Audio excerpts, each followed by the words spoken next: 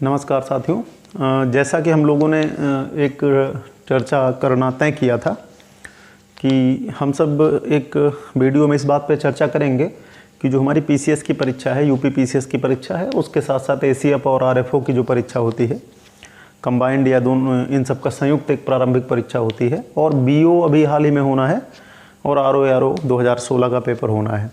तो इसके संदर्भ में क्या रणनीति बनाई जाए और कैसे तैयारी की जाए जिससे हम कम से कम प्रारंभिक परीक्षा का प्रदर्शन अच्छा कर सकें, और साथ ही साथ सामान्य अध्ययन की रणनीति क्या हो कि मुख्य परीक्षा में सहयोगी हो, तो उसमें आपके कुछ प्रश्न और कुछ कॉमन जो चीज़ें हैं उनको लेकर के इस पे चर्चा करने का प्रयास किया जाएगा। तो इसको आप इस तरह से समझिए कि जो यूपी पीसीएस का और साथ ही साथ जो आपका एसीएफ का, आरएफओ का प्रारंभिक परीक्षा होती है वो एक ही होती है, और उसका सिलेबस भी समान ही है, यानी कि पेपर ही वही होता है। तो सामान्य अध्ययन का पहला पेपर और सीसेट का दूसरा पेपर यहाँ पर होता है। इस पर पहले वीडियो में चर्चा हुई थी। सीसेट में आपको क्वालिफाइंग या एक प्रकार के अर्हता वाले अंक प्राप्त करने होते हैं, और सामान्य अध्ययन से आपकी मेरिट तय होती है। मेरिट के बारे में मैंने बताया था कि सीटों का 12 गुना लगभग ये मानक बनाया गया है नए पैटर्न में, और नेगेटिव मार्किंग आदि पर भी बातें हो चुकी थी। तो आज के इस वीडियो का उद्देश्य ये रहेगा कि आप सामान्य अध्ययन की तैयारी कैसे करें ताकि आपका जो आरओ है, इसके साथ साथ आपका जो यूपी पीसीएस है, और यदि आप अन्य परीक्षाओं की तैयारी भी करते हैं, अधीनस्थ खास करके सबऑर्डिनेट सर्विसेज की या अन्य सर्विसेज की, तो वहाँ पर भी आपके काम की बातें यहाँ पर मिलेंगी। तो इस पर हम सब चर्चा कर लेते हैं। तो इस पर एक चीज़ और आप यहाँ पे ध्यान रखेंगे कि अभी जैसे एक प्रश्न कई बच्चों की तरफ से आया है कि यूपी में एक साल के लिए सारी परीक्षाएं, या ऐसा कुछ न्यूज़ में आपने सुना होगा कि एक साल तक सारी वैकेंसीज या कुछ नई भर्तियां नहीं होंगी, इस तरह की न्यूज़ आप सुन रहे होंगे।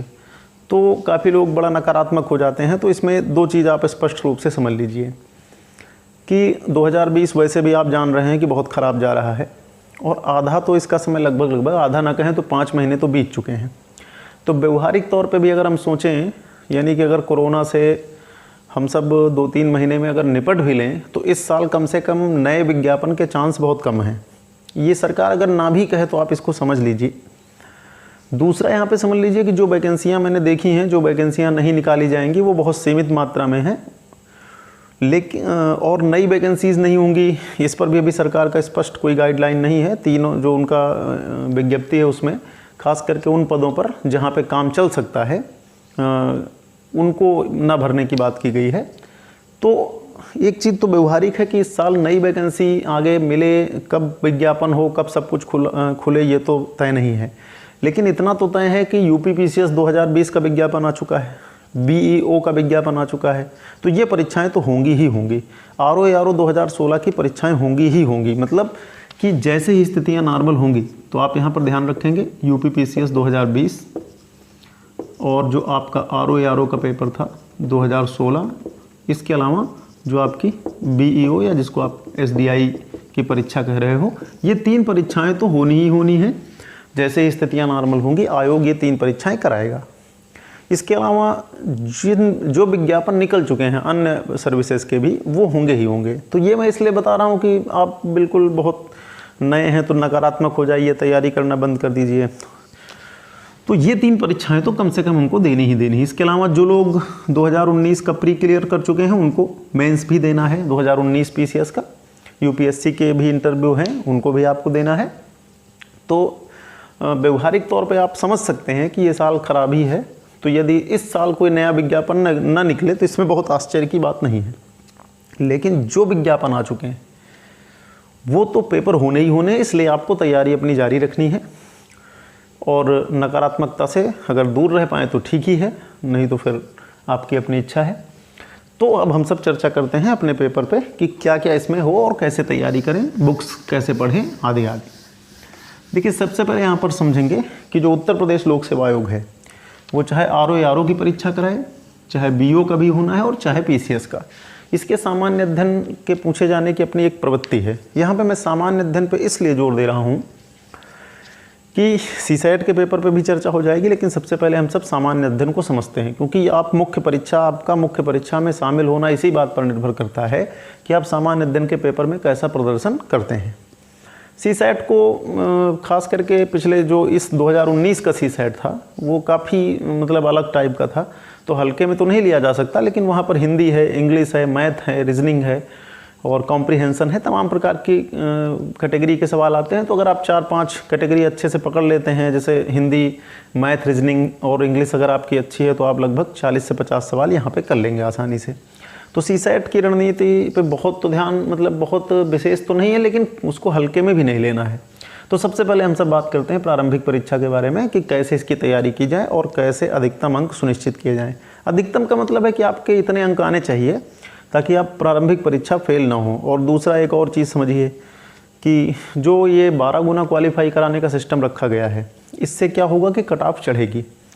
पहले 18 गुना क्वालिफाई होता था तो कट ऑफ में थोड़ा सा राहत होती थी प्रारंभिक परीक्षा में, लेकिन अब चूंकि 12 गुना है और निगेटिव मार्किंग भी है, तो निगेटिव मार्किंग से खास करके उन लोगों को नुकसान होता है जिनका कॉन्फिडेंस बहुत कमज़ोर होता है। तो मैं तो खुद उत्तर प्रदेश पीसीएस की परीक्षाएं लगातार देता रहता हूं। तो जैसे मैंने 2013 से लेकर के 2019 तक सारी प्रारंभिक परीक्षाएं दी हैं। इन प्रारंभिक परीक्षाओं में लगातार मैंने प्री निकाले हैं और बहुत अच्छे नंबर से निकाले हैं।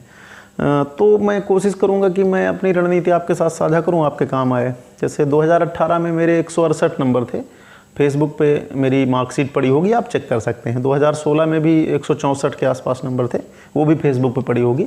2016 मेंस की भी फेसबुक पे मार्कशीट मिलेगी, अगर आपके काम आ पाए तो आप उसको देख सकते हैं। तो अब हम सब आते हैं कि कैसे हम इन चीज़ों को पढ़ें। तो सबसे पहले देखिए, मैंने आपको बताया था कि जो पीसीएस है, तो पीसीएस में क्या है, 2 पेपर हैं, एक जीएस फर्स्ट है और एक जीएस सेकंड है। इस पर हम लोगों ने पहले पेपर में चर्चा की थी। ये सीसैट है और ये सामान्य अध्ययन है।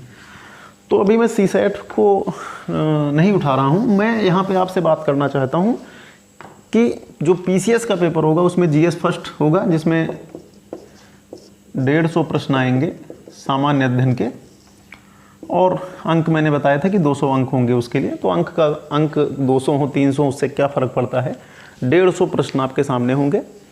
और हम सब जब 2013 में तैयारी करते थे तो एक लक्ष्य रखते थे कि 70% कम से कम 105 क्वेश्चन जीएस में सही होने चाहिए।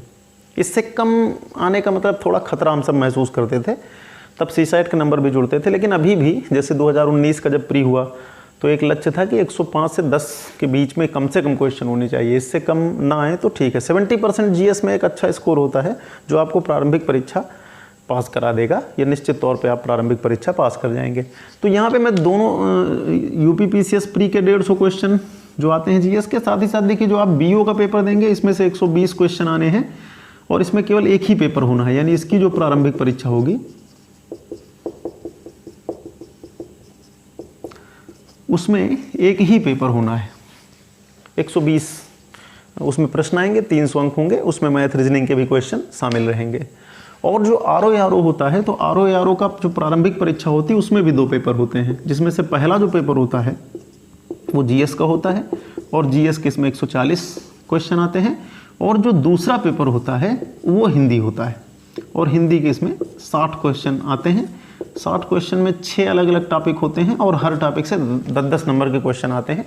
तो हिंदी पर हम किसी और दिन चर्चा कर लेंगे, अभी आज मैं पूरी चर्चा को सामान्य अध्ययन पर केंद्रित करना चाहता हूँ। तो ये मैं इसलिए बता रहा हूँ कि अगर आप आरओ देना चाहते हैं तब भी आपको यही रणनीति रखनी है, क्योंकि लोक सेवा आयोग के जो पेपर होते हैं उनका सामान्य अध्ययन एक ही जैसा रहता है। और बीओ परीक्षा के लिए भी आपको वही रणनीति अपनानी है जो रणनीति आप यहाँ पर अपनाएंगे, जो मटेरियल आप यहाँ पर पढ़ेंगे। तो मुख्य रूप से हम सब इसी पर चर्चा करेंगे। सीसैट के बारे में भी अगर टाइम मिलेगा तो चर्चा होगी। तो यानी यहाँ पे आप समझिए कि आपको चाहे आरओ हो या फिर आपका बीओ जैसी परीक्षाएं हो, लोअर चूंकि अब नहीं होता है, और पीसीएस जैसी परीक्षाएं हो, यानी ये परीक्षा अगर आपको प्रारंभिक परीक्षा पास करनी है तो आपको जीएस खंड बहुत अच्छे से तैयार करना होगा। अब इसमें 5-6 प्रश्न थे कई लोगों के, सबसे पहले उनको मैं क्लियर कर दूँ। जैसे एक प्रश्न आता है कि पीसीएस की परीक्षाओं में एनसीईआरटी की क्या भूमिका है। तो देखिए, ये तो तय है कि यूपीएससी की तुलना में, ये मेरा व्यक्तिगत मत है, यूपीएससी की तुलना में उत्तर प्रदेश पीसीएस में एनसीईआरटी की भूमिका प्रारंभिक परीक्षाओं में थोड़ी कम है। हालांकि एनसीईआरटी सदाबहार चीज़ें हैं। तो यहाँ पर आप देखिए, यदि आप देखिए बहुत सारे विद्यार्थी ऐसे होते हैं कि जैसे उनको प्रारंभिक परीक्षा 2021 की देनी है तो वो अभी से तैयार करते हैं।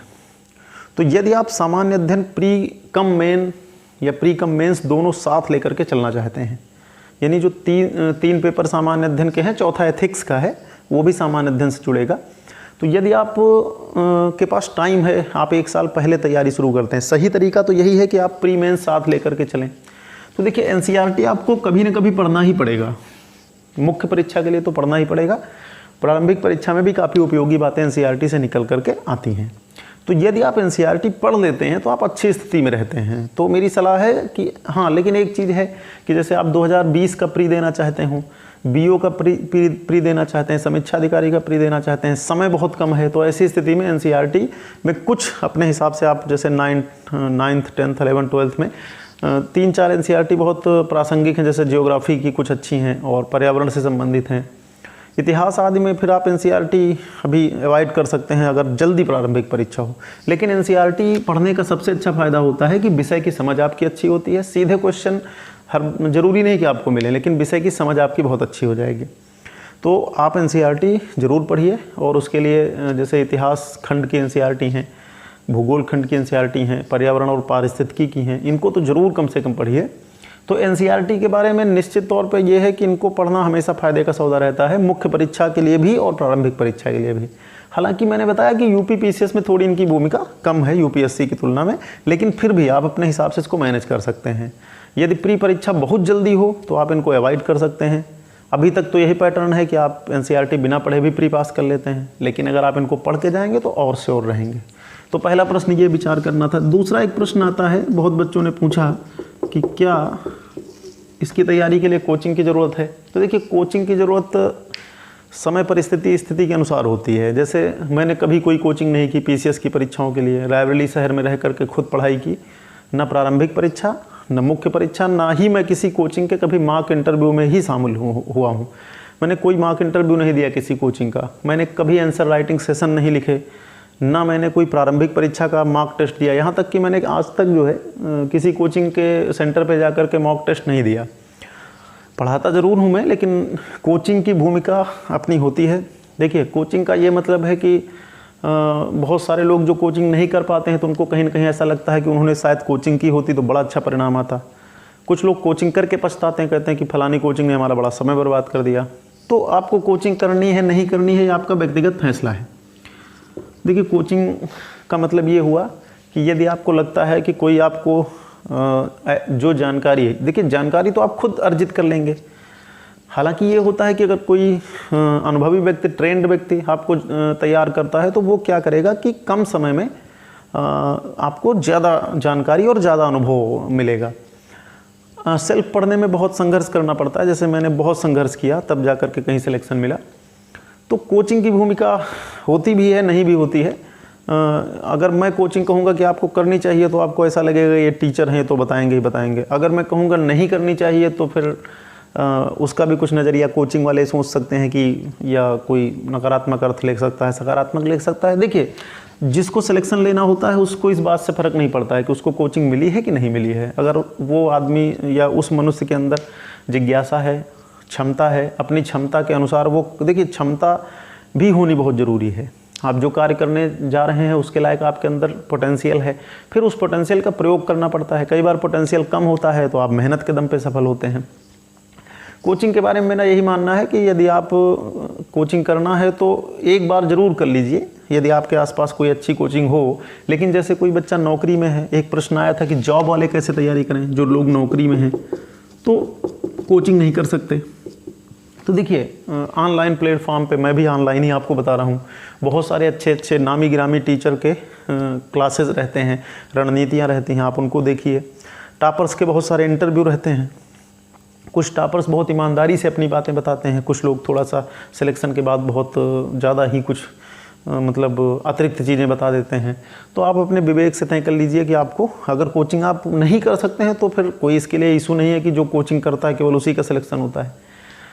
जैसे पीसीएस की अगर हम बात करें तो पीसीएस या आईएएस की तैयारी में पूरे भारत में प्रारंभिक परीक्षा के लिए लाखों लोग कोचिंग में रजिस्टर्ड होते हैं और जब प्री का रिजल्ट आता है तो 10 से 12 हज़ार लोग मेंस देते हैं, उसमें से 6-7 हज़ार लोग इंडिविजुअल्स होते हैं जो विभिन्न शहरों से होते हैं, वो किसी कोचिंग में कभी पढ़े थे नहीं पढ़े थे। तो इसका कोई फ़र्क नहीं पड़ता है कि कोचिंग करने वाले सफल होते हैं, जो कोचिंग नहीं करते नहीं सफल होते हैं। तो यदि आपके आसपास शुरुआती समय में आपको बढ़िया कोई टीचर मिल जाए, कोचिंग मिल जाए, तो उसका फ़ायदा होता है।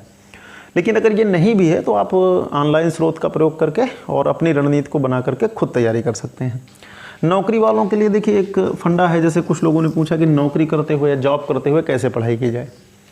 तो इसका अनुभव मुझे है क्योंकि मैं बहुत जल्दी जॉब में आ गया था। लेकिन नौकरी करते हुए पढ़ने में क्या होता है कि आपको वीकेंड का बहुत अच्छा प्रयोग करना पड़ता है, यानी कि आप वीकेंड का बहुत बढ़िया प्रयोग करिए। आप जब छुट्टियां आपको मिले तो उसका बढ़िया प्रयोग करिए। दूसरा ये होता है कि नौकरी करने वालों के लिए कोई निश्चित दिनचर्या नहीं होती है, तो आपको ये करना है कि आप जितना टाइम पढ़ाई पे दे पाएँ दीजिए। उसके लिए फ्रस्ट्रेट मत होइए, कभी आप 2 घंटे दे पाएंगे, कभी 3 घंटे दे पाएंगे। नौकरी वाले ऐसी रणनीति नहीं बना सकते कि नहीं हम पढ़ेंगे ही पढ़ेंगे इतना। तो वीकेंड का अच्छा प्रयोग करना है और उन्हें साल भर सतत पढ़ना पड़ेगा। फिर पेपर के ठीक पहले उनको जितनी छुट्टियां मिल सकती हैं उस छुट्टी को लेकर के उसका प्रयोग कर सकते हैं। तो नौकरी वालों के लिए यही होता है कि आप लगातार अपनी टाइम को बचाइए, जहाँ भी आपको टाइम मिल जाइए वहाँ पढ़िए और वीकेंड का अच्छा प्रयोग करिए। संडे के दिन आप अपने प्लान ज़्यादा ना बनाइए, संडे के दिन आप सिलेबस को कवर करने का प्रयास करिए और जब छुट्टियां मिलें तो वहाँ पर सिलेबस को कवर करिए। इसके अलावा एग्ज़ाम के पहले, जैसे प्रारंभिक परीक्षा है तो उसके 15 दिन 10 दिन पहले आपको छुट्टी मिल जाए, मेंस के पहले 1 महीने की कम से कम छुट्टी आपको मिल जाए। तो इस तरह करके मैनेज करते हैं। बहुत सारे लोग जॉब से होते हुए IAS और PCS बनते हैं, तो उनका यही फंडा रहता है कि आप टाइम बचाइए, थोड़ा सा सामाजिकता कम करिए, रिश्तेदारी नातेदारी कम करिए और फ़ोन कम करिए।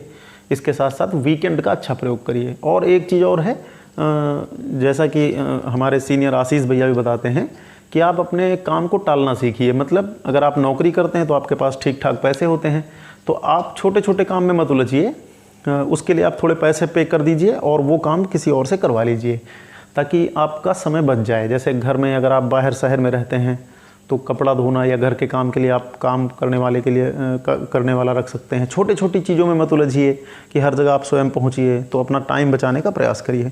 तो 3 प्रश्न थे, NCERT और कोचिंग की भूमिका, नौकरी, सेल्फ स्टडी पर वही बात है कि अगर आप चाहें तो सेल्फ स्टडी करके पढ़ सकते हैं। मैंने खुद सेल्फ स्टडी की है, इलाहाबाद या फिर दिल्ली जैसे शहरों तक कभी पहुँच नहीं पाया, ना ही मैंने कभी मॉक इंटरव्यू दिए, कभी मॉक टेस्ट भी नहीं दिए, ना ही मैंने कभी आंसर राइटिंग का प्रयास किया। स्वतः तैयारी की, जो भी समझ में आया उसी हिसाब से तैयारी की। तो ये आपको ध्यान में रखना है। अब ये 2-3 चीज़ें थी जिन पर आपकी चर्चा हुई। अब बात आती है कि प्रारंभिक परीक्षा में, देखिए प्रारंभिक परीक्षा में आपका फोकस जो होना चाहिए वो GS पे होना चाहिए। जो नए स्टूडेंट आजकल आ रहे हैं वो काफ़ी डायनेमिक होते हैं, उनका इंग्लिश, हिंदी आप थोड़ा तैयार कर लीजिए, इंग्लिश आपकी अच्छी हो सकती है। मैथ रीजनिंग को आप बेसिक पढ़ लीजिए, सिलेबस उसमें वहाँ पर है, हाई स्कूल स्तर तक का मैथ और इंग्लिश आदि आती है। तो CSAT पर रणनीति हम सब बनाएंगे, लेकिन सबसे पहले सामान्य अध्ययन की बात करते हैं। तो देखिए सामान्य अध्ययन को समझने के लिए सबसे पहले आपको क्या समझना है। सबसे पहले आप एक चीज़ हमेशा स्पष्ट रखिए कि सिलेबस आपको बढ़िया से पता होना चाहिए। तो मैंने आपको ग्रुप पे सिलेबस डाला था और उस सिलेबस के अनुसार मैं आपको रणनीति यहाँ पर बताता हूँ कि कैसे आप पढ़ाई करें, कौन कौन सी किताबों का चयन करें। और ये रणनीति ध्यान रखना है, PCS exam, RO exam, RO में GS 140 अंक का आता है। 140 प्रश्न भी होते हैं, 140 अंक भी होते हैं। हिंदी इसमें 60 होती है, इस दोनों को मिलाकर के मेरिट बनती है। यहाँ पे आपको CSAT से भी छुट्टी मिलती है। BO का जो पेपर होना है उसमें 120 प्रश्न आएंगे, 100 से ज़्यादा क्वेश्चन इसमें GS के ही रहेंगे, कुछ मैथ रीजनिंग मिक्स कर देगा। ये लोअर PCS के पुराने पैटर्न पे आधारित है। हम सब दिए थे 2013-2015 के 2 लोअर, तो 13 में तो सिलेक्शन भी हुआ था, 15 में भी इंटरव्यू दिया था। तो एक ही पोस्ट थी या एक ही पोस्ट को डाल करके इंटरव्यू दिया था, क्योंकि सीट बर्बाद नहीं करना चाहता था किसी की। तो 15 में तो नहीं हो पाया था।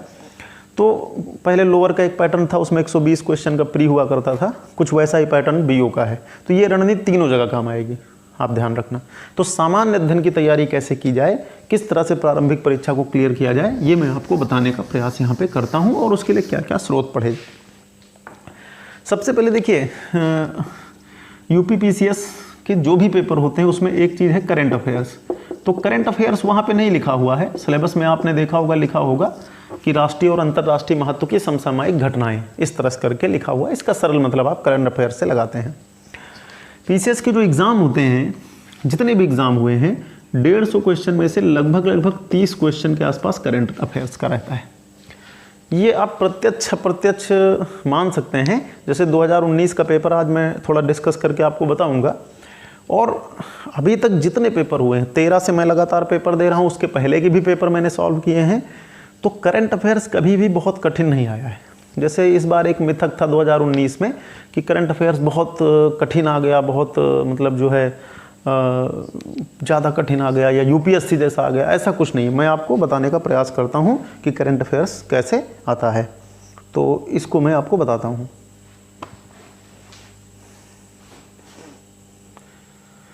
तो करंट अफेयर्स जैसा मैंने बताया कि उत्तर प्रदेश का अभी बहुत ज़्यादा मतलब ऐसा नहीं होता है कि जिसको आप समझ ना पाएँ। जैसे मैं 2019 का जो प्री हुआ है उसके कुछ क्वेश्चन आपको संक्षिप्त में बताता हूँ, उसी आधार पे आप तय कर लीजिए। जैसे 2019 में वैश्विक जो तूफान आते हैं, समुद्री तूफान, तो 4 तूफान दे दिया था, उनको मिलाने के लिए पूछ लिया था, बहुत ही चर्चित थे।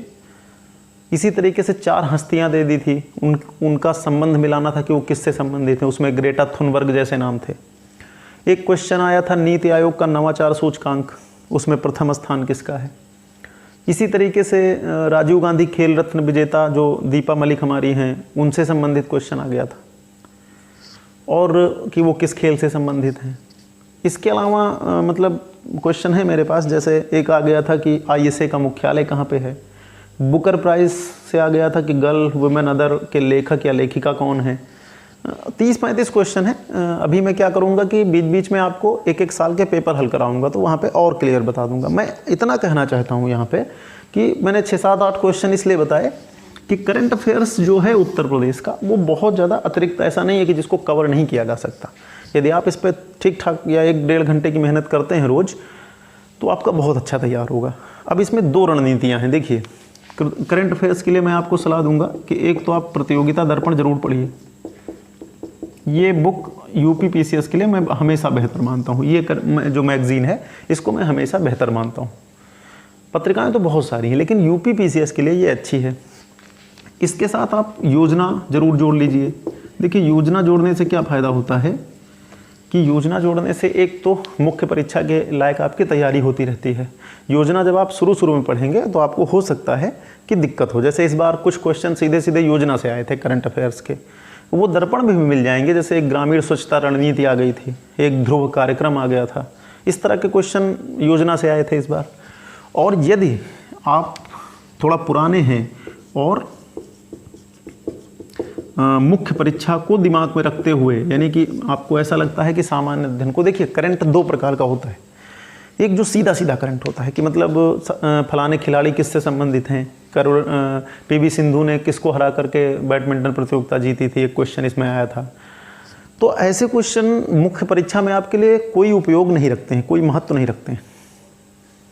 लेकिन बहुत चीज़ें ऐसी होती हैं जिनका संबंध मुख्य परीक्षा से होता है। जैसे मान लेते हैं कि मैंने आपको बताया विधायी निकायों में आरक्षण है, इसके अलावा मैंने आपको बताया था EWS। तो वहाँ पे क्या होता है कि जैसे आपसे मुख्य परीक्षा में पूछ लिया, जैसे मान लेते हैं कि एक मैं आपको उदाहरण बताता हूँ कि जैसे नीति आयोग, आप सुने होंगे कि नीति आयोग एक संस्था होती है या है।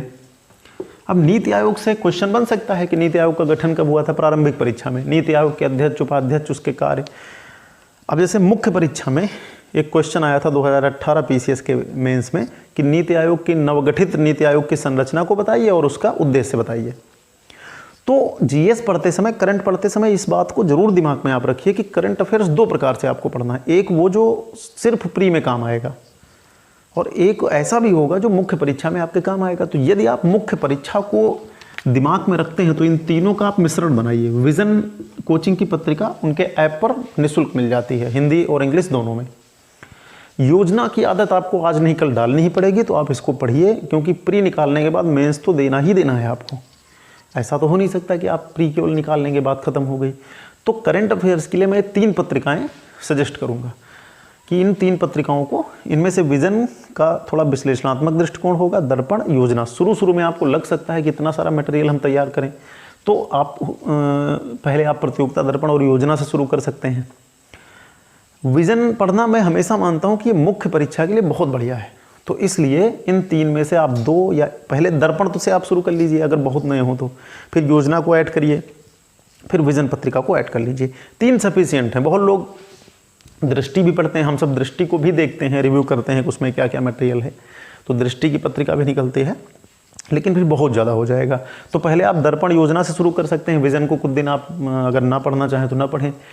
देखिए यहाँ पे इस स्तर पे पढ़ना है तो कठिन तो थोड़ा सा रहेगा ही, तो इन चीज़ों को आप समझेंगे। और एक चीज़ और समझेंगे, करंट अफेयर्स पे हमेशा ध्यान रखना, करंट अफेयर्स थोड़ा सा कोरिलेट भी आता है। जैसे इस बार एक आया था विदर्भ का खजुराहो, तो वो करंट से संबंधित था। एक MPI जारी हुआ था, मल्टी डायमेंशनल पावर्टी इंडेक्स, तो उसमें पूछ लिया था कि MPI के घटक कितने हैं। सतत विकास इस साल बहुत चर्चा में रहा, तो सतत विकास लक्ष्य, जैसे कुछ करंट आपको रट्टा में नहीं मिलेगा, जैसे इस बार सतत विकास से खूब सारे क्वेश्चन आए।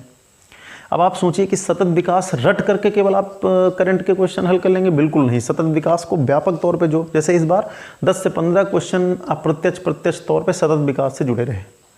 तो करंट अफेयर्स के लिए आप ये 3 चीज़ें आप ले सकते हैं। शुरुआत आप जिससे चाहें कर सकते हैं, और करंट अफेयर्स पे मैं क्लास भी लूँगा तो रणनीति और बेहतर बताता हुआ चलूँगा। तो जैसे मैंने कुछ क्वेश्चन यहाँ पे बताए, बुकर प्राइज़ जैसे एक क्वेश्चन आया था, या इस तरह के कई क्वेश्चन थे। जैसे PV सिंधु ने किसको हरा करके मतलब विश्व महिला एकल बैडमिंटन मुकाबला जीता था। प्रधानमंत्री मोदी ने भूटान में कौन सी योजना का उद्घाटन किया था। तो ज़्यादातर जो क्वेश्चन है वो क्वेश्चन है करंट के, बहुत ट्रिकी नहीं है, बहुत ज़्यादा लेंदी नहीं है, सामान्य है। मतलब भारत का कौन सा राज्य है जो, या दुनिया का कौन सा ऐसा राज्य है जो 100% जैविक राज्य है। सिक्किम आप जानते हैं। और इसमें इसके अलावा पूछा था दीपा मलिक का संबंध किस खेल से है। संयुक्त राष्ट्र का जो जलवायु परिवर्तन सम्मेलन या जलवायु कार्यवाही सम्मेलन कहाँ पे हुआ था। तो इस तरह के क्वेश्चन यहाँ से आए थे, तो मेरी समझ से आप इनको समझ लेंगे आराम से। तो करंट अफेयर से आपको देखिए क्या करना है, एक इस तरह क्वेश्चन पढ़ने हैं कि किसी को कोई पुरस्कार मिला तो उसकी पुस्तक क्या है, वो खेल का है तो किस खेल से संबंधित है। जैसे इसमें ISA का मुख्यालय पूछ लिया गया था, अंतर्राष्ट्रीय सौर गठबंधन का मुख्यालय कहाँ पर है, रटने वाली चीज़ें हैं, गुरुग्राम में है। दूसरा, कुछ अच्छे क्वेश्चन भी आए थे। और तो करंट को आप कैसे पढ़ेंगे, एक तो आप तैयार करेंगे इस तरह की चीज़ें, जैसे तूफान मिलाने के लिए आ गए थे, कोई कठिन नहीं थे। देखिए जो अध्ययन कर रहा है उसके लिए कठिन नहीं है, जिसने पढ़ा ही नहीं तो बताएगा बहुत अद्भुत आया था, ऐसा कुछ नहीं था। तो करंट अफेयर्स अभी तक लोक सेवा आयोग का बिल्कुल सामान्य आ रहा है, लेकिन फिर भी आपको तैयार रहना है। दिन ब दिन प्रतियोगिता कठिन होगी, आपको तैयार करना है अपने आप को। तो योजना और विजन पत्रिका को धीरे धीरे ही सही आप जोड़ करके पढ़ना शुरू कर दीजिए। करंट अफेयर्स में आपके क्वेश्चन गलत नहीं होंगे। ये 3 पत्रिकाओं में से पहले दर्पण से शुरू करिए, फिर योजना से, फिर विजन पत्रिका को धीरे धीरे ऐड करते हुए आप अपने आप को तैयार करिए। और फिर जैसे करंट अफेयर्स के वार्षिकांक आते हैं, उनको भी सरसरी निगाह से देख सकते हैं। कोशिश करिए, देखिए करंट अफेयर्स में मेरी सलाह मानिए कि कभी किसी के वन लाइनर लिखे हुए नोट्स आदि पे मत निर्भर रहिए। बहुत अच्छे लोग नोट्स लिखते हैं, मैं उनकी आलोचना नहीं कर रहा हूँ, लेकिन होता क्या है कि जब आप उनको एकदम से अंतिम में हड़बड़ा के पढ़ते हैं तो तैयार नहीं होता है। खुद पढ़ेंगे, नोट्स बनाएंगे, आपका बहुत अच्छा तैयार होगा, गलतियाँ न्यूनतम होंगी। तो जैसे करंट को आपको ध्यान में रखना, यहाँ पर क्या है। इसके बाद UPPCS में एक टॉपिक मैं आपको बताता हूँ, सामान्य विज्ञान। इससे भी बहुत अच्छे क्वेश्चन मिलेंगे आपको, 20 क्वेश्चन के आसपास एक रेशियो रहता है। इसमें भी आप ध्यान रखिए, सामान्य विज्ञान में भी अभी तक उत्तर प्रदेश बहुत ही सामान्य क्वेश्चन पूछता है। मैं कुछ क्वेश्चन आपको बताता हूँ। जैसे विटामिन से इस बार क्वेश्चन आया था, विटामिन का जोड़ आया था। विटामिन से फिर एक क्वेश्चन मतलब एक कथन कारण में पूछा गया था। इसके बाद फिर कुछ विस्फोटक आदि को मिलाने के लिए पूछा था। ऊर्ध्वपातन से क्वेश्चन आया था कि अगर किसी वस्तु को सीधे जलाया जाए, वो बिना तरल बने हवा में उड़ जाए, तो उसको ऊर्ध्वपातन कहते हैं। ऑप्टिकल फाइबर से एक क्वेश्चन आया था, पूर्ण आंतरिक परावर्तन सिद्धांत पे काम करता है। तो इसी तरीके के क्वेश्चन आते हैं, बहुत कठिन क्वेश्चन नहीं थे। तो मतलब विज्ञान को अगर ऑल ओवर आप देखेंगे तो विज्ञान जो उत्तर प्रदेश की है, या उत्तर प्रदेश जो विज्ञान पूछता है, वो बहुत UPSC जैसी नहीं। UPSC में तो करंट अफेयर से जुड़ा हुआ और बहुत ही नया विज्ञान पूछता है। यहाँ पे ऐसा कुछ नहीं है। मैंने कुछ क्वेश्चन आपको बताए, आसान क्वेश्चन है, बहुत कठिन क्वेश्चन नहीं पूछता है। जिप्सम पूछ लिया था कि इनमें से चारों में से जिप्सम किस में पाया जाता है, इस तरह के क्वेश्चन हैं। तो विज्ञान के लिए देखिए 2-3 ऑप्शन आपके पास हैं, इसमें से आप घटना चक्र जरूर पढ़ लीजिए, काफ़ी क्वेश्चन यहाँ से तैयार हो जाते हैं। इसके साथ आप चाहें तो लूसेंट पढ़ लीजिए, लूसेंट की विज्ञान एक आती है। परीक्षा वाणी वाले भी बहुत अच्छा लिखते हैं, हालांकि इसको आप कैसे पढ़ेंगे, क्योंकि बहुत ही ज़्यादा डाटा वाली बुकें हैं परीक्षावाणी की, लेकिन फिर भी पिछले 3-4 साल में ये बहुत उपयोगी रही हैं। बहुत लोग मानते ये हैं कि ये बुकों ने पीसीएस को ख़राब किया है, लेकिन पीसीएस तथ्यात्मक होता चला गया तो इन बुकों की प्रासंगिकता बढ़ती चली गई। तो जैसा पैटर्न होता है आपको तैयारी वैसी ही करनी होती है। तो लूसेंट की या तो विज्ञान आप पढ़ लीजिए घटना चक्र के साथ, इसमें से ये दोनों मत लेना, और या फिर परीक्षावाणी को आप ले लीजिए तो इसको मत लीजिए। परीक्षावाणी में 2 आती हैं, एक आती है जिसमें रसायन भौतिक दोनों है, और एक आती है बायो की स्पेशली।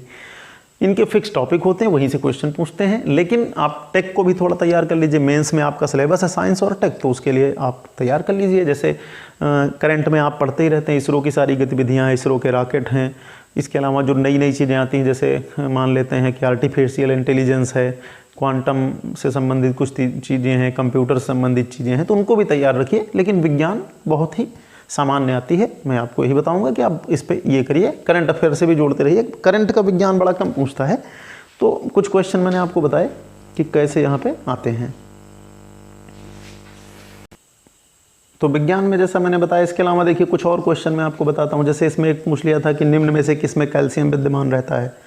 उसमें चीनी मिट्टी है, कोरेंडम है, जिप्सम है, टाल्क है, तो आप बता सकते हैं। मानव शरीर की कौन सी ग्रंथि अंतःस्रावी है, बहिःस्रावी है। सीधे सीधे क्वेश्चन विज्ञान से आते हैं। तो अभी तक यही रणनीति आप पालन करिए। जैसे कुछ लोगों ने एक मिथक रचा इस बार कि यूपीएससी जैसा पेपर था पीसीएस 2019 का, ऐसा कुछ नहीं है। 70 से 80% क्वेश्चन वैसे ही थे। हाँ, 20% क्वेश्चन में कुछ अच्छा स्तर था।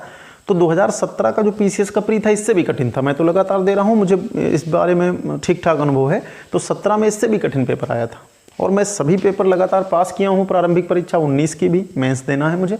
तो मैं आपको मतलब व्यक्तिगत सलाह देता हूँ कि इन मिथक से आप अलग रहिए कि यूपीएससी जैसा पेपर है, ऐसा कुछ नहीं। ऐसे क्वेश्चन आप देखेंगे 60% क्वेश्चन 70% सीधे सीधे हैं। यूपीएससी ऐसे क्वेश्चन नहीं पूछता है। ये तो जो लोग पेपर नहीं सही से हैंडल कर पाते हैं तो फिर इस तरह की बातें फैलाते हैं। अब ये क्वेश्चन जैसे तुलसी में कौन सा तत्व पाया जाता है, औषधीय तत्व कौन सा पाया जाता है, इस तरह क्वेश्चन को यूपीएससी से आप कैसे जोड़ सकते हैं। हाँ, इसके बाद तीसरा जो हमारा खंड है, जो पिछले कुछ सालों में पीसीएस में बहुत पूछा जा रहा है, पर्यावरण और पारिस्थितिकी का टॉपिक। और इस बार का जो पर्यावरण आया था, यानी इस बार जो पर्यावरण पारिस्थितिकी के क्वेश्चन थे वो मिक्स प्रवृत्ति के थे। मतलब अच्छे क्वेश्चन भी थे और सरल क्वेश्चन भी थे। तो पर्यावरण पारिस्थितिकी के लिए मैं आपको बुक सजेस्ट करूंगा। एक तो आप दृष्टि की बहुत अच्छी बुक आती है, दृष्टि का जो पर्यावरण आया था, क्विक बुक में नहीं, ध्यान रखना, क्विक बुक नहीं, दृष्टि की पर्यावरण की एक बुक आई थी जो कला संस्कृति के साथ आई थी, मोटी सी है, बहुत अच्छी बुक है, आप इसका अध्ययन करिए, मैंने इसको पढ़ा है। इसके अलावा परीक्षावाणी भी कुछ लोग पढ़ते हैं, ये भी बुक ठीक ठाक है, सफिशियंट है। हालांकि दृष्टि पढ़ेंगे थोड़ी कठिन तो है, लेकिन फिर आपको काफ़ी अच्छा इससे जो है जानकारी मिल जाएगी। मैंने तो पहले परीक्षावाणी पढ़ी थी, फिर दृष्टि बाद में पढ़ी। एक माजिद हुसैन की भी आती है पर्यावरण जैव विविधता करके, आप चाहें तो बाद में उसको भी देख सकते हैं। लेकिन आप दृष्टि की बुक ले लीजिए, परीक्षावाणी को देख लीजिए, और इसके अलावा इससे संबंधित करंट पे जरूर नज़र रखिए। यानी पर्यावरण से संबंधित जो करंट अफेयर्स हो उस पर आप जरूर, आपकी नज़र होनी चाहिए। जैसे इससे संबंधित जो इंडेक्स आते हैं, जो डेज होते हैं, जैसे विश्व आर्द्र भूमि दिवस है, टाइगर डे है, जैसे टाइगर दिवस है, कब मनाया जाता है, उसकी थीम क्या है, पर्यावरण से जुड़े हुए थोड़ा करंट अफेयर्स को ध्यान से आप देखिए। मज़ेदार टॉपिक है, खूब मज़ा आता है। देखिए, अगर इसको आप विस्तार से पढ़ लेंगे, जैसे मान लेते हैं कि आप दृष्टि के पर्यावरण की बुक ले लेते हैं, अच्छी बुक है, परीक्षावाणी भी है इसमें। एक माजिद हुसैन की आती है पर्यावरण जैव विविधता करके, मैंने पढ़ी है उसको, तो आप बाद में चाहें तो उसको भी जोड़ लेना।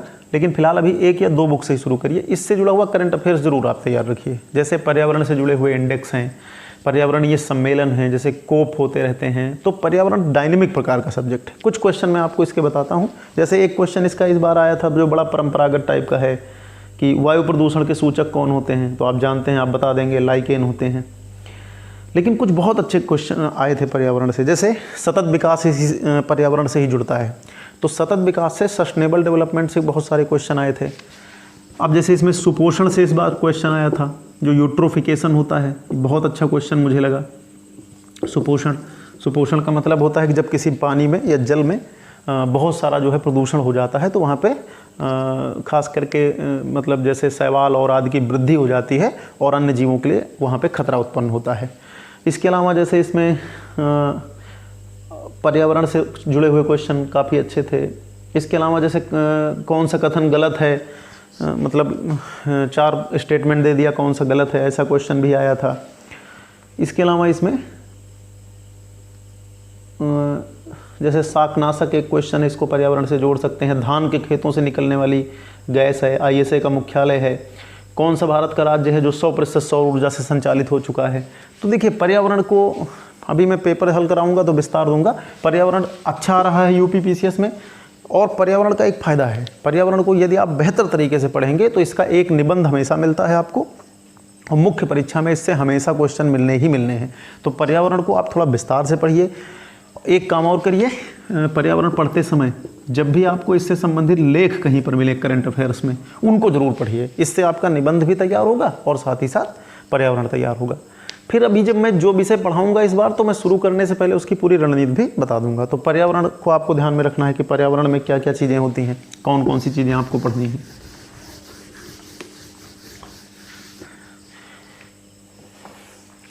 इसके बाद हम सब आते हैं इतिहास खंड में, कि इतिहास को प्रारंभिक परीक्षा के लिए कैसे तैयार किया जाए।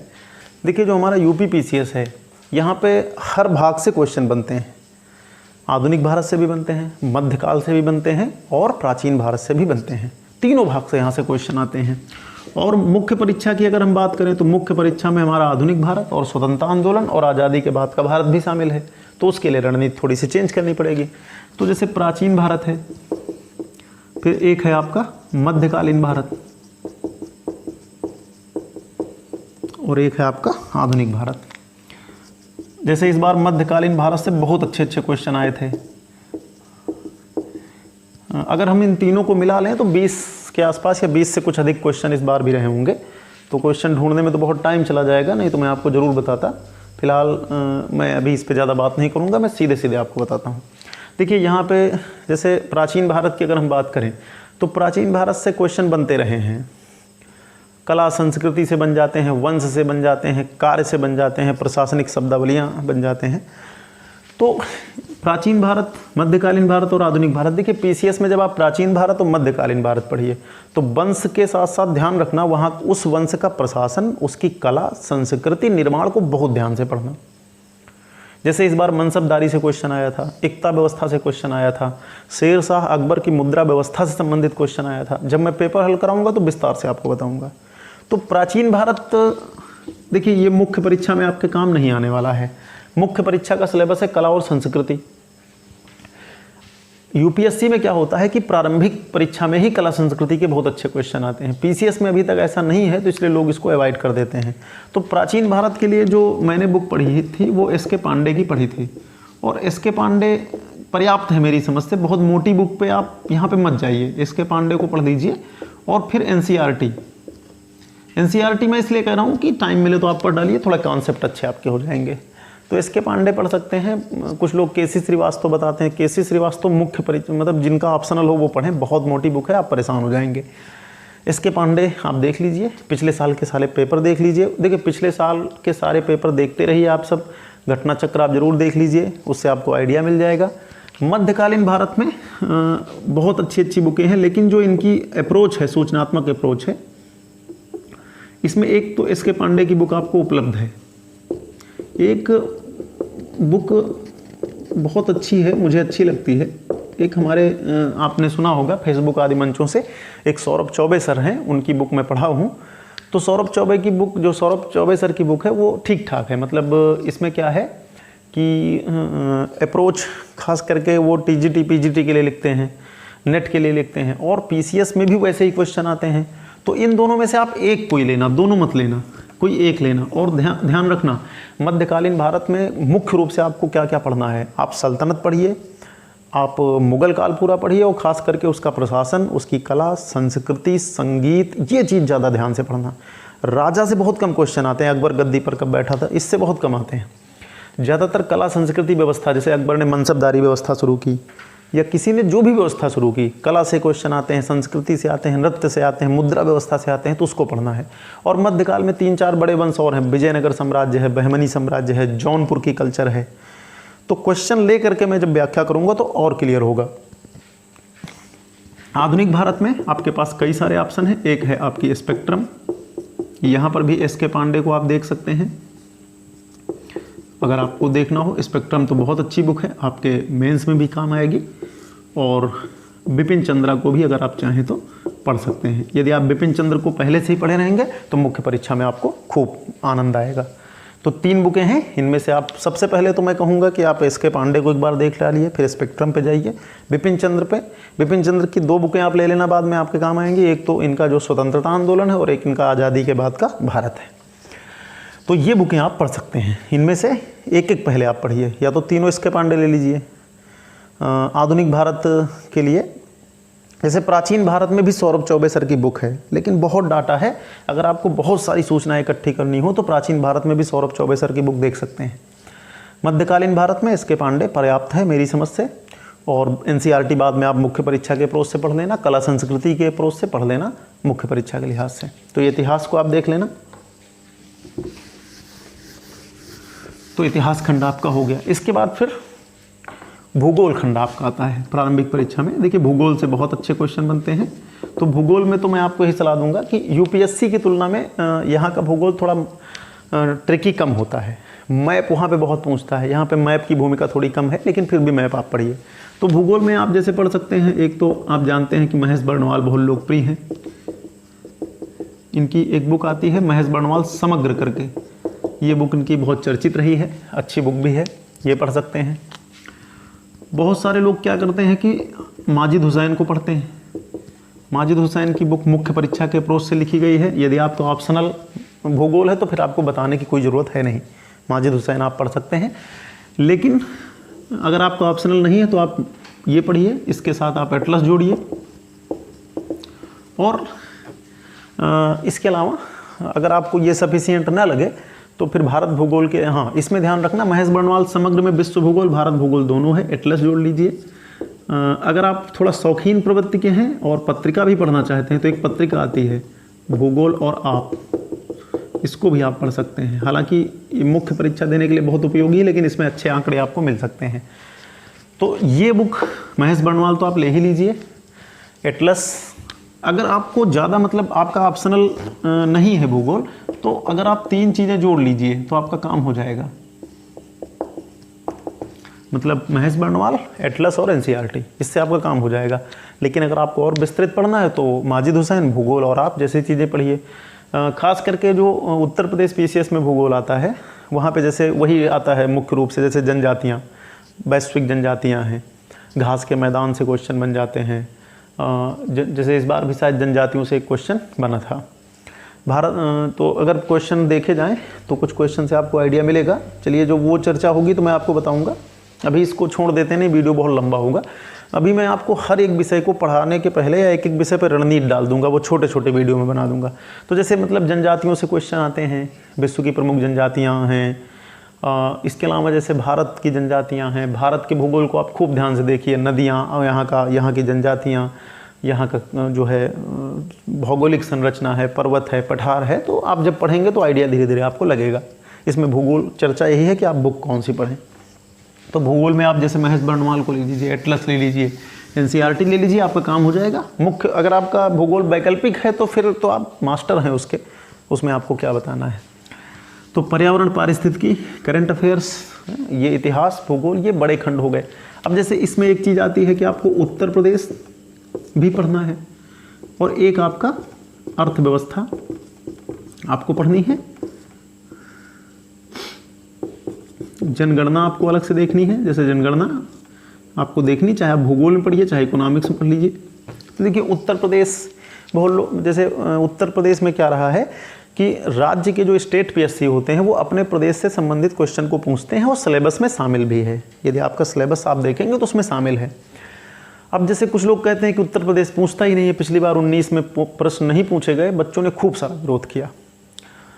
आयोग ने शायद यह आश्वासन भी दिया कि अगली बार से इसका ख्याल रखा जाएगा। तो उत्तर प्रदेश से क्वेश्चन बनते रहते हैं। और इस बार की जो मुख्य परीक्षा हुई थी 2018 की, उसमें उत्तर प्रदेश से क्वेश्चन खूब सारे बने थे। जैसे उसमें उत्तर प्रदेश की पर्यटन नीति, इधर बुंदेलखंड से संबंधित एक क्वेश्चन था, उत्तर प्रदेश की और कुछ नीतियाँ या और कुछ कार्यक्रम से संबंधित क्वेश्चन थे। तो यूपी तो आपको पढ़ना ही पढ़ना है और वर्तमान परिप्रेक्ष्य में मुख्य परीक्षा के लिहाज से भी पढ़ना है। तो यूपी में आपको क्या पढ़ना है, उत्तर प्रदेश के बारे में सारी जानकारी, राजनीतिक पक्ष उसका कैसे गठन हुआ, कैसे उत्तर प्रदेश बना, उसका भौगोलिक पक्ष, उसका सांस्कृतिक पक्ष, उसकी कला संस्कृति जिसमें नृत्य संगीत निर्माण आ जाएंगे, उसका ऐतिहासिक पक्ष है, स्वतंत्रता आंदोलन में उसका क्या योगदान रहा है, जनगणना उत्तर प्रदेश की अलग से आपको पढ़नी है। तो इसके लिए उत्तर प्रदेश आप पढ़िए। इसमें आपको जैसे परीक्षा वाणी की एक बुक आपको अच्छे से मिल जाएगी और इसके अलावा एक घटना चक्र वाले निकालते हैं, तो आप दोनों में से एक चुन लीजिए। और फिर यूपी गवर्नमेंट की जो विभिन्न प्रकार की साइट्स होती हैं उन पे आप जाइए, अपने काम का डाटा निकालिए। तो उत्तर प्रदेश आप तैयार करिए। अर्थव्यवस्था के लिए अगर हम बात करें तो अर्थव्यवस्था में देखिए, एक तो बेसिक बुक है रमेश सिंह की, जो आप पढ़ेंगे तो आपकी मुख्य परीक्षा का अप्रोच और अर्थव्यवस्था की समझ आपकी विकसित होगी। इसके अलावा एक बुक आप परीक्षा वाणी भी इसमें देख सकते हैं, या प्रतियोगिता दर्पण का अतिरिक्तांक, पहले तो बड़ा चर्चा में रहता था, पिछले कुछ दिनों से ये थोड़ा कम चर्चा में है, लेकिन हालांकि इसको अब बहुत कम लोग पढ़ते हैं, लेकिन पहले लोग पढ़ते थे। तो प्रतियोगिता दर्पण का अतिरिक्तांक भी ठीक ठाक होता है। या फिर रमेश सिंह तो बहुत व्यापक तौर पे उन्होंने लिखा है, हालांकि अब नई बुक उन्होंने कुछ अपडेट की है। तो अगर आप पढ़िए तो रमेश सिंह परीक्षा वाणी को मिला के पढ़ लीजिए, यही दोनों लेके पढ़ लीजिए, परीक्षा वाणी में आपको डाटा मिल जाएगा। देखिए अर्थव्यवस्था में सीधे क्वेश्चन आपको नहीं मिलेंगे इस बार, हालांकि कुजनेट्स वक्र और कुछ इस तरह क्वेश्चन आए थे, बड़े चौंकाने वाले थे, खास करके जो नए लोग थे। लेकिन अर्थव्यवस्था में देखिए आपको मुख्य रूप से क्या क्या पढ़ना है, बजट के बारे में अच्छी जानकारी, मुद्रा बैंकिंग, राष्ट्रीय आय, नियोजन, भुगतान संतुलन, भारत सरकार की योजनाएं, चाहे यहाँ से जोड़िए आर्थिक योजनाएं हैं और अन्य योजनाएं हैं, तो इन सब चीज़ों को पढ़ना है। पंचवर्षीय योजनाएं, नीति आयोग, तमाम प्रकार के कार्यक्रम, वो सब यहीं पे जोड़िए आप। तो जैसे नीतियां हैं, मैंने बताया ना कि नीतियां, कार्यक्रम, इनको भी आप जरूर देखते रहिए। इसके लिए कई सारे स्रोत आपको मिलेंगे। तो अर्थव्यवस्था के लिए रमेश सिंह पढ़िए, परीक्षा वाणी 2 से ज़्यादा आप मत पढ़िए। रमेश सिंह मुख्य परीक्षा में बहुत काम आएंगी, प्रारंभिक परीक्षा में भी समझ के लिए बहुत ज़रूरी है। और जनगणना के लिए आप जानते हैं कि परीक्षा वाणी की बुक आती है, बहुत अच्छी बुक है, सारे डाटा को बहुत अच्छे से क्लियर करके बताती है, इसको आप ले लीजिए। तो जैसे उत्तर प्रदेश आपने देखा, अर्थव्यवस्था देखी, जनगणना। आज की चर्चा मुख्य रूप से है कि आप कौन कौन सी बुक पढ़ें, फिर कैसे पढ़ें, इस पर एक एक विषय पर चर्चा हो पाएगी, क्योंकि विस्तृत चीज़ें हैं, ये एक दिन में नहीं बताई जा सकती कि आप कैसे पढ़ लें। तो नीतियाँ कार्यक्रम के लिए आप लगातार नीतियाँ आती हैं, थोड़ा नेट की अच्छी मदद लीजिए आप सब। जैसे कोई नीति आए तो उस जिस विभाग की नीति है उस विभाग की साइट पे जाकर के वहाँ की जानकारी जुटाइए, क्योंकि कार्यक्रम से क्वेश्चन पूछते हैं। इस बार कार्यक्रम से बहुत सारे क्वेश्चन आए हैं। कितने मिनट? तो इसके बाद एक हमारा और विषय बच जाता है जिसको आप संविधान कहते हैं, लेकिन जो सिलेबस में है वो भारतीय राजनीति और शासन है। इससे भी आपके 15-20 क्वेश्चन हर साल आ जाते हैं। तो इसमें आप जानते हैं बड़ी चर्चित बुक आपको एक पढ़नी है, लक्ष्मीकांत को आप जरूर पढ़िए। अगर लक्ष्मीकांत शुरू में नहीं समझ में आ रही है तो आप फिर शुरू में कुछ शुरू कर सकते हैं दूसरी बुकों से, लेकिन लक्ष्मीकांत की बुक आपके प्रिय और मुख्य दोनों के लिए बहुत अच्छी बुक है। इसका कोई तोड़ है नहीं, सभी लोग इसको पढ़ते हैं, हमने भी पढ़ी है। और इसमें परीक्षा वाणी भी आप जोड़ लीजिए। परीक्षा वाणी आप अगर आप नए हैं तो शुरुआत आप पहले परीक्षा वाणी से कर लीजिए, थोड़ा बेसिक जानकारी हो जाए, अनुच्छेदों की जानकारी, बेसिक चीज़ें हैं, संविधान में पढ़ा भी रहा हूँ, उसको भी आप थोड़ा देखते रहिए। तो लक्ष्मीकांत और परीक्षा वाणी को मिला करके संविधान आपका क्लियर हो जाएगा।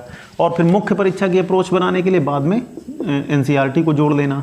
जब आप मुख्य परीक्षा पढ़िए तो एक बार NCERT जरूर पढ़ लीजिए आप सब, उसके थोड़े से नोट्स बना लीजिए। तो भारतीय राजनीति और शासन, तो आज का जो मुख्य मुद्दा था वो बुक्स का था, वो तो कंप्लीट हो गया है कि कौन कौन सी बुक्स पढ़ें। ये बुक आप कलेक्ट करिए, धीरे धीरे पढ़ना शुरू कर दीजिए। इन चीज़ों को आप पढ़ते रहेंगे तो आपका सब तैयार हो जाएगा कि ACF जो आपका UPPCS ACF RFO का पेपर है या BO और RO आदि के पेपर हैं। तो सिलेबस मैंने पहले डिस्कस किया और बुक्स बता दी हैं। एक एक पार्ट पे बाद में चर्चा हो जाएगी। इसके बाद थोड़ी चर्चा 5-10 मिनट की और कर लेते हैं CSAT पे। देखिए जो CSAT हमारा है उसमें बहुत घबराने की ज़रूरत आपको नहीं है। CSAT में देखिए 2 चीज़ें आप समझिए। CSAT में आपको 100 में से 33 प्रश्न सही करने, नेगेटिव मार्किंग हो चुकी है। तो CSAT का सिलेबस अगर आप ध्यान से देखेंगे तो CSAT के सिलेबस में देखिए एक तो कॉम्प्रिहेंशन है, अंतर्वैयक्तिक क्षमता है, तार्किक विश्लेषण योग्यता है, निर्णय है, सामान्य बौद्धिक योग्यता है, प्रारंभिक गणित है, सामान्य अंग्रेजी है और सामान्य हिंदी है। तो मुख्य रूप से इसमें क्या है, देखिए एक तो आपकी सामान्य अंक गणित है हाई स्कूल स्तर तक, उसी में आपकी रीजनिंग भी आती है, तार्किक योग्यता कथन कारण से लेकर के कैलेंडर कोड डिकोड तक, और इसके साथ साथ संख्या पद्धति, रक्त संबंध, सबसे कुछ ना कुछ क्वेश्चन आते हैं। तो सीसैट में देखिए सबसे बड़ी चीज़ क्या है कि जो संप्रेषण और अंतर्वैयक्तिक कौशल नेतृत्व है, इसमें आप काफ़ी गलतियां करते हैं। तो इसमें ज़्यादा मेहनत करने की आपको ज़रूरत नहीं है। देखिए सबसे पहले सामान्य हिंदी आपकी तैयार होनी चाहिए। हिंदी तो वैसे भी लोक सेवा आयोग की परीक्षाओं के लिए ठीक ठाक होनी चाहिए, क्योंकि मुख्य परीक्षा में आपको एक पेपर इसका लिखना ही लिखना है। सामान्य हिंदी हाई स्कूल स्तर तक की तैयार कर लीजिए। विलोम हैं, पर्यायवाची हैं, तद्भव तत्सम हैं, संज्ञा सर्वनाम अव्यय, मतलब कुल मिला के जनरल हिंदी की जानकारी, मुहावरे लोकोक्तियों से भी क्वेश्चन आ जाते हैं और कॉम्प्रिहेंशन से क्वेश्चन आते हैं। तो एक तो सामान्य हिंदी अगर आपकी ठीक ठाक है, जैसे सामान्य हिंदी के आमतौर पर 20 के आसपास क्वेश्चन आते हैं, जिनमें से व्याकरण खंड भी रहता है और साथ ही साथ पर्यायवाची तक पहुँचता है, और एक आ जाता है पैसेज, उसके आधार पर आपको उत्तर देने होते हैं। तो इन 20 में 15 से 18 क्वेश्चन कम से कम आप कर लीजिए। फिर जैसे यहीं पर वही आपकी अंग्रेजी भी आती है, इसमें भी वही पैटर्न रहता है, एक आपका पैसेज रहेगा, एक या दो जैसा भी रहेगा, कॉम्प्रिहेंशन करवाएंगे आपसे, और साथ ही साथ व्याकरण खंड आएगा। तो यहाँ पर भी लगभग वही पैटर्न रहता है। और फिर इसके बाद जैसे सामान्य अंक गणित आपकी आती है, और उसके बाद फिर जैसे इसमें बौद्धिक योग्यता जिसको आप कह लीजिए, रीजनिंग कह लीजिए, उसके भी अच्छे खासे क्वेश्चन रहते हैं।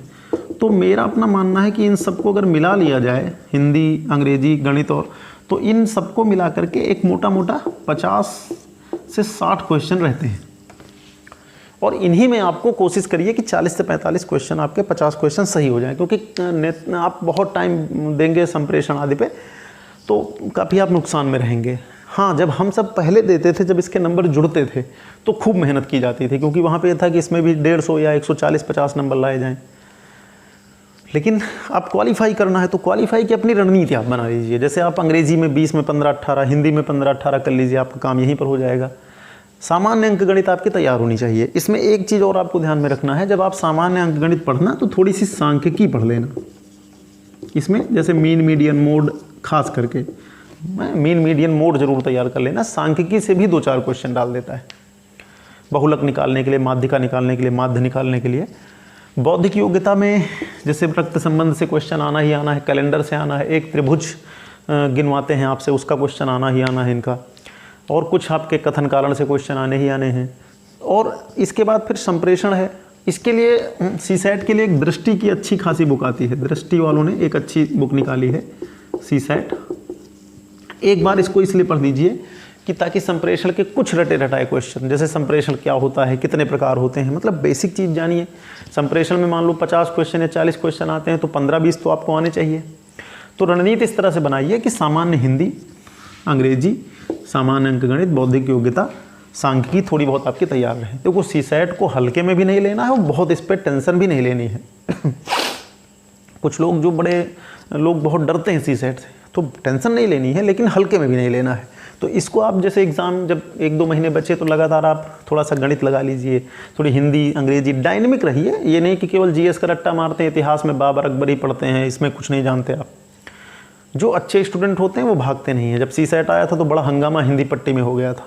बहुत लोग तो पहले वह हथियार डाल देते हैं कि अब हमसे नहीं हो पाएगा। तो हम सब भी शुरू कर रहे थे उस समय, सीसैट का बड़ा हुआ आया कि ये सीसैट कैसे होगा, लेकिन फिर सब मैनेज किया गया और खूब अच्छे नंबर आते थे, बहुत अच्छे नंबर आते थे। 2013, 14, 15 में तो सीसैट में 150 के आसपास लगातार नंबर आते थे, क्योंकि उस समय जुड़ते थे।